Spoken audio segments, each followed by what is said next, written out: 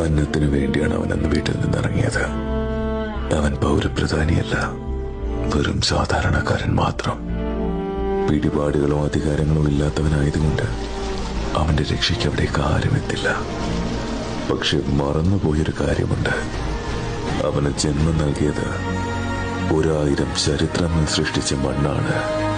ഭൂമിയുടെ അടിവേര് പിഴുതെടുത്ത പ്രളയത്തിന് നേരെ നെഞ്ചു വിരിച്ചവർക്ക്, സോഷ്യൽ മീഡിയ കൺട്രോൾ റൂമുകളാക്കിയവർക്ക്, കൂടപ്പിറപ്പിനെ മരണത്തിൽ നിന്ന് കൈപിടിച്ച് കയറ്റാനുള്ള കരളുറപ്പുമുണ്ട്. കാരണം അകപ്പെട്ടവന്റെ മണ്ണ് കേരളമായി പോയി. വളയം പിടിക്കുന്നവന് വാഹനമാണ് അവന്റെ പടച്ചോൻ.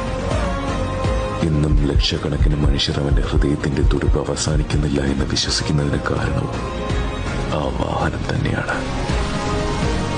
നിനക്കായി ഞങ്ങളെത്തും. പോരാടും. അർജുൻ.